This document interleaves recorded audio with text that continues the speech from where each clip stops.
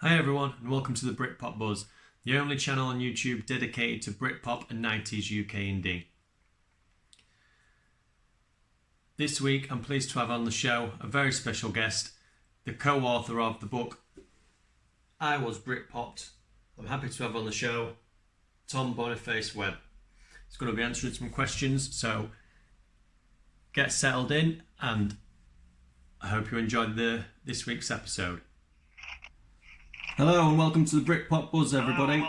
The only channel on YouTube dedicated to Britpop and 90s UK indie.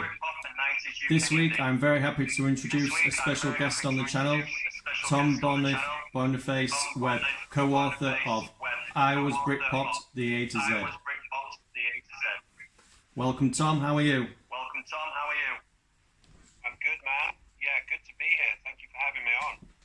No, it's a pleasure. Hopefully you'll be the first of more to come. Yeah. Sounds good. So, first of all, Tom, I was just looking at the front cover of the book. It's got all the main recognisable faces of the 90s on the front cover. And the artwork's really good for that. Did you have any involvement? Was you... Yeah, so the cover was, I guess, like the way that we kind of worked out how the book was going to be put together is there was this focus on these five main acts that in the book we call the Big Five. And that's Oasis, Blur, Hulk, Suede, and Elastica. Yeah, kind of the key guys of the Britpop scene. And so it kind of made sense to have each of one of them on the front cover of the book. Yeah, that makes sense. It was just a case of like drilling down into the face on there of each one. But it was done by a fantastic Korean as a favour to us, and then it kind of, it wasn't just a kind of photo that we wouldn't have had the money to license anyway. It was immediately identifiable, and you could see it when it was on the shelf. Oh yeah. I think it did that. Oh yeah, they are easily recognisable, all five of them, and you made a good choice.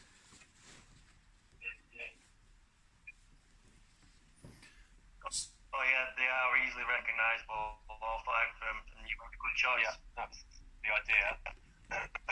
And so that was kind of that really, and that's what people start to comment upon. I guess it's the same as with any kind of iconography for any group, that they try and pick the thing that's immediately recognisable that's going to single them out in the marketplace, and then something that's individual to them, and then sort of stick with it. That's kind of the ethos that we wanted to follow, Yeah. It was just a bit of fun. The project was just started as a bit of fun, and Jenny just writing a book about, something that we would have wanted to read, and then it kind of took off from there, which was quite nice. People reacting really well to it, and then suddenly it's being published and out into the world, and in Waterstones, which was pretty interesting. Yeah, that sort of answers what my next question was going to be. I was just going to ask you, what motivated you to write the book?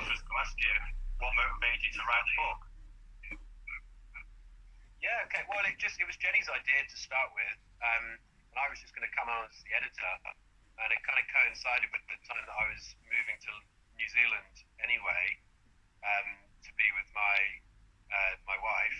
The cruel UK government wouldn't let her stay any longer. She's a Kiwi, and it was just the kind of thing that old friends could do over a Google Docs to keep them occupied. But the original starting point, I guess, was just a documentation of the time that we grew up in, the music that we got into, that ended up being such a huge influence on us and our lives, and everything that happened afterwards. And plus, it was sort of the last time it felt like Britain was really kind of mattered and was on the map and on a world stage, had something to say, and that was all down to the music, Yeah. That we'd loved. So it seemed like a logical thing to just sort of document it, and then suddenly we came up with the idea of this A-Z thing, which hadn't been done before, and because we were kind of musical nerds as well, we liked chart music and what chart positions bands got and how many records they sold and what chart position they got to and what the B-sides were and all that stuff. So it just seemed like a nice way of tries to do.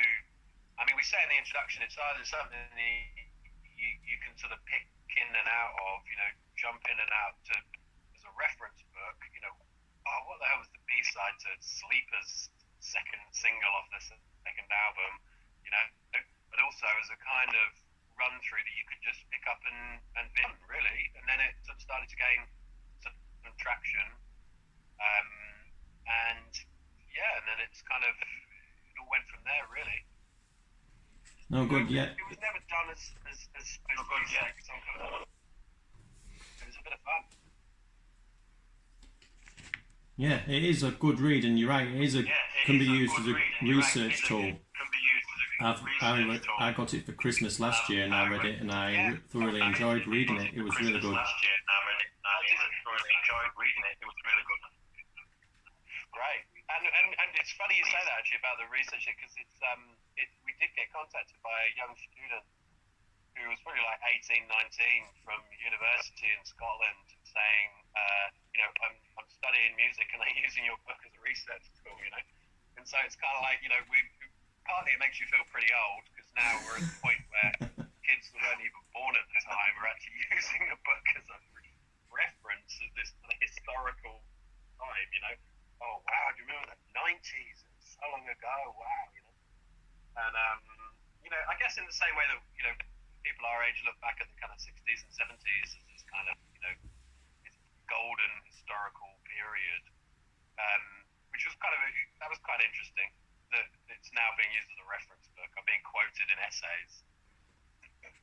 That's really good, but like you said, there was nothing else before you brought this out. There was nothing available for. So.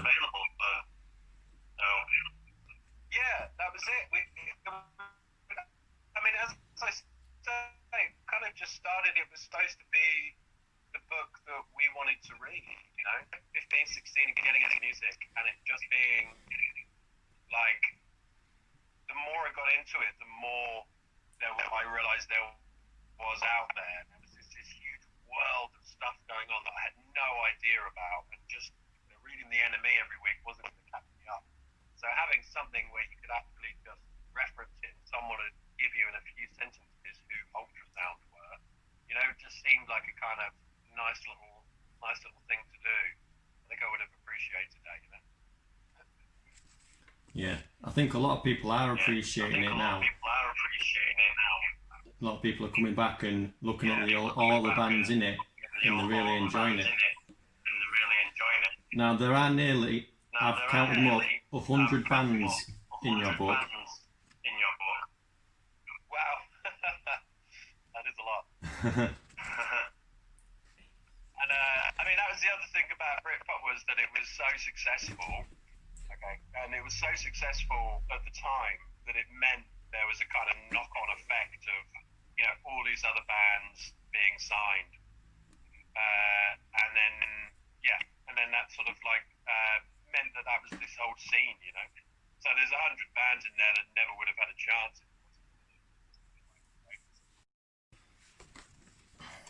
Right.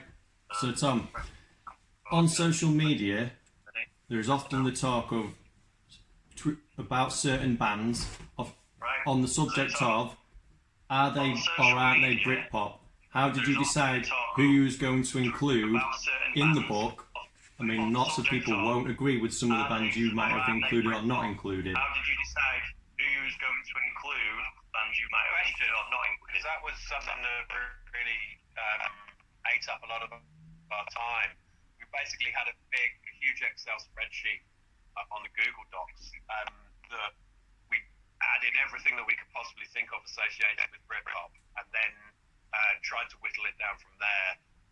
But the definition that we came up with was that it was bands that were around in the mid-90s that had a back to basics rock and roll approach to producing and writing rock and roll records, predominantly guitar based, few keyboard lines, synthesizers or computerized music to speak of, often sung in regional accents. And that probably sounds like a bit of a loose term. And there's a lot of bands that would have been on the periphery or just inside or just outside, that a lot of people would have decided and said, no, they definitely were Britpop, or they definitely weren't. But at the end of the day, it had to come down to our personal decision, really, and who we were going to include or not. And people might disagree with us, and that's fair enough. But we had our idea of who was and who was in, who was out, and then we kind of had to stick to it, really. The first thing we did was set the parameters. So we did this whole 1992 up to 1998 thing, and again, it's kind of arbitrary, really. We just decided that because we decided that, and we liked the idea of the first single being Popsy, closely followed by the Drowners, by the way, and because it kind of, for one thing, it seemed like it was a kind of change in mood and tone for Blur. First time they were kind of sounding like themselves as we know them today. And also because it's kind of, it was a nice round sounding song that started around the time that seemed appropriate, this kind of March 1992.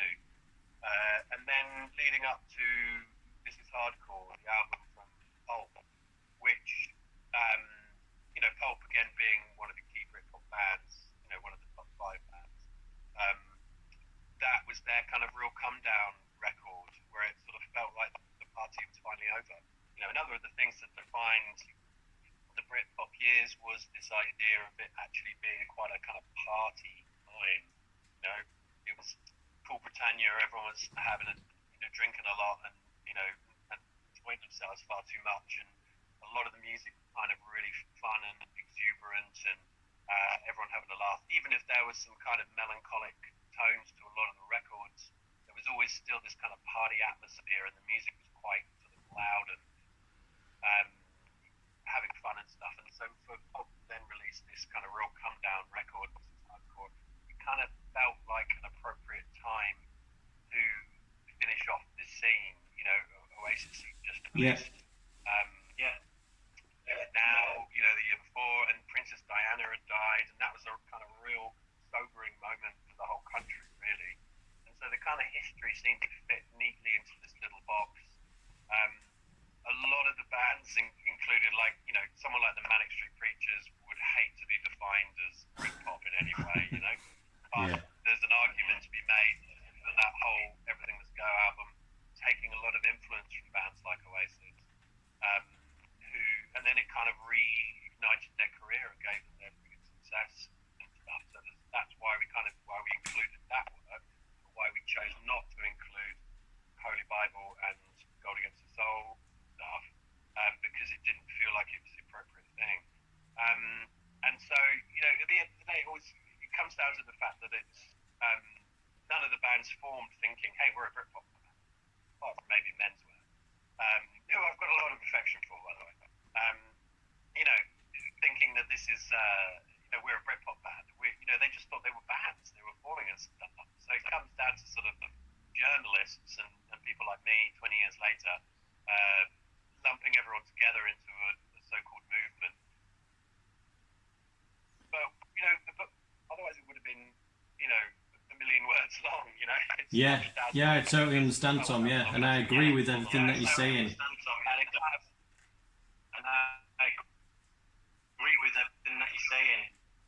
Yeah. Well, it's a great book, and I think it's a must-have for any Britpop fan, and even if you want to find out about 90s culture and important people and events from that time, it is worth going out and buying. Want to find out about 90s culture and important people and events from that time, it is worth going out and buying. You're right on the side of it, It's always interesting when people like the politicians or decide to jump on the bandwagon and make it about them. But there's kind of in Labour and everyone started, that was actually the time that Britpop ended. You know, it was all over by '97, really, when Tony Blair came in. Yeah. So Tom, you have some new books out this year called the Modern Music Masters. How did that come about? So Tom, you have some new books out this year called the Modern Music Masters.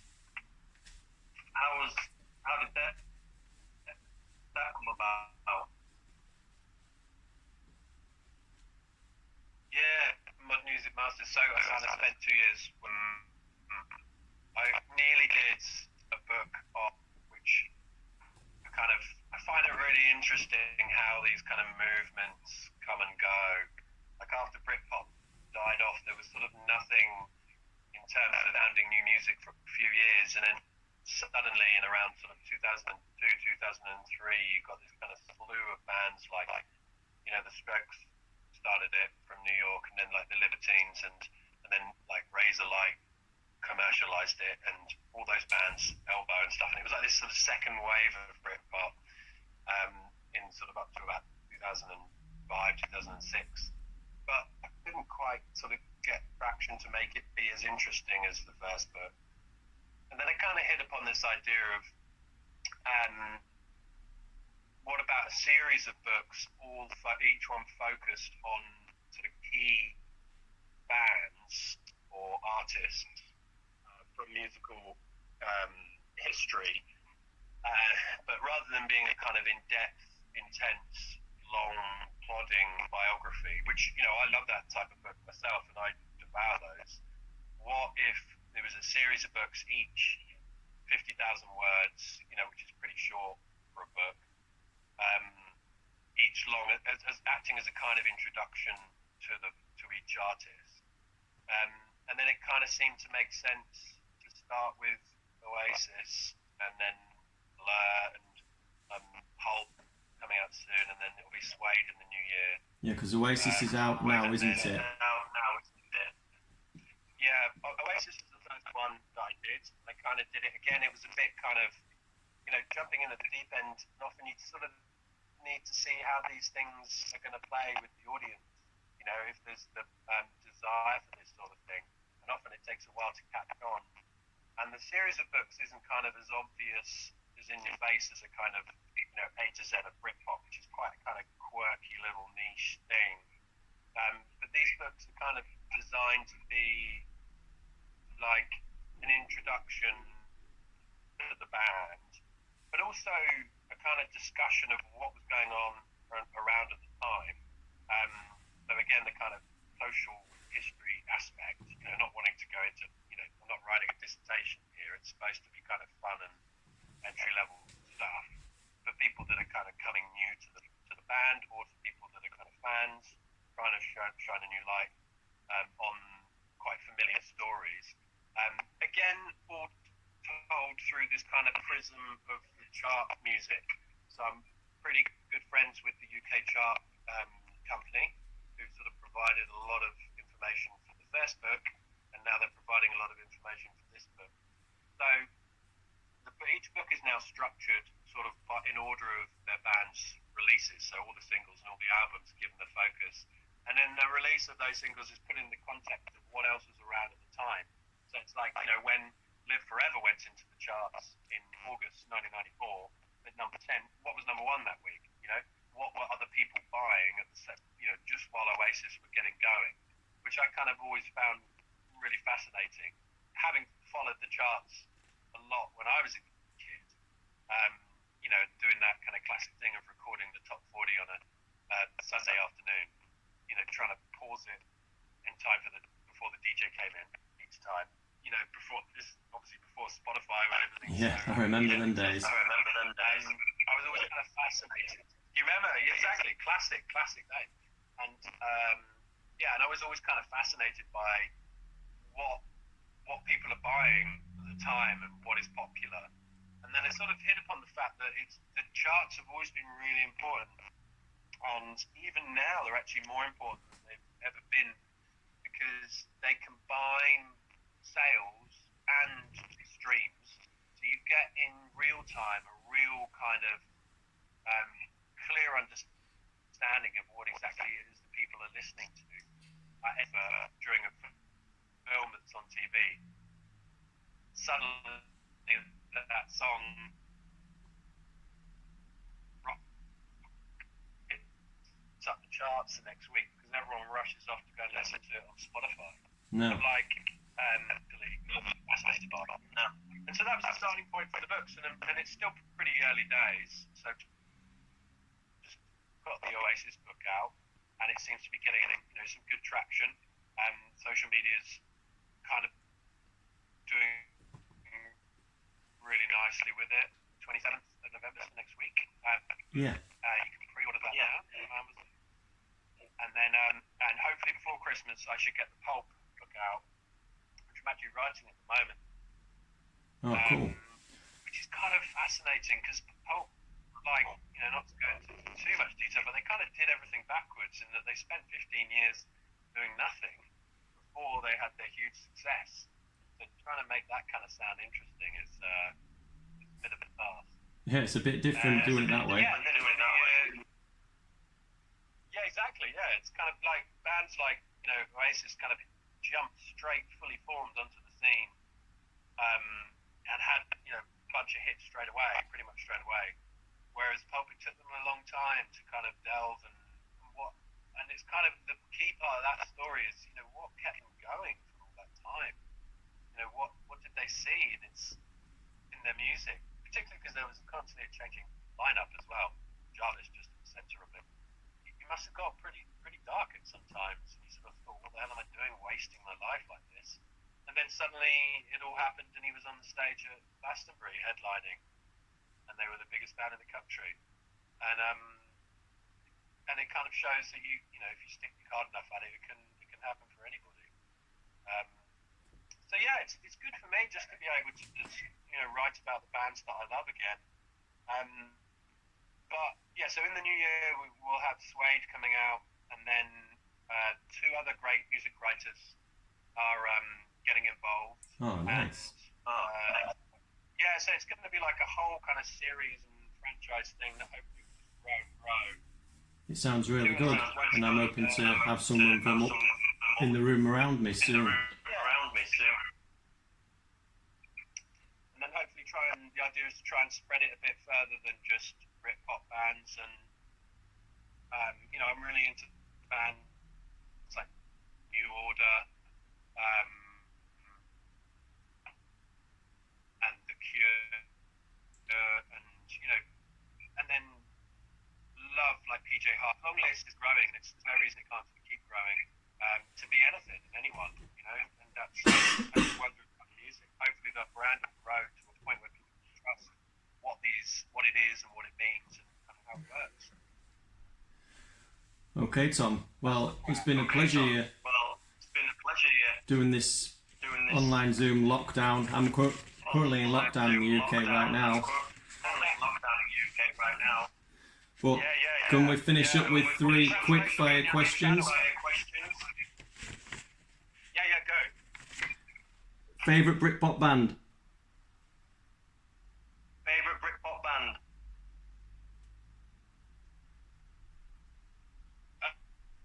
Pulp at the moment. Favourite Britpop album? Favourite Britpop album? I mean, Part Life. The ultimate Britpop album. And favourite Britpop song? Favourite Britpop song? It's got to be Live Forever.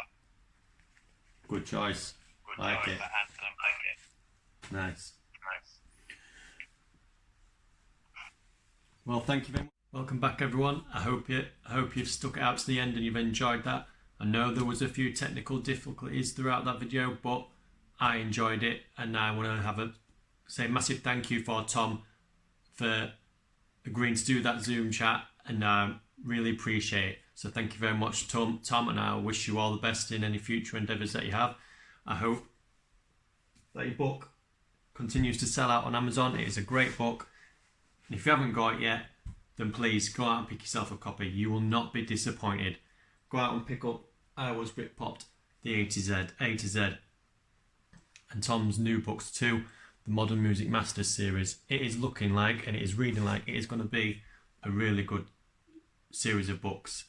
You can find them all on Amazon, and I'll put links in the bottom comments down below. Thank you very much for watching this episode. Please hit that subscribe button and hit that notification bell to make sure you don't miss any future episodes.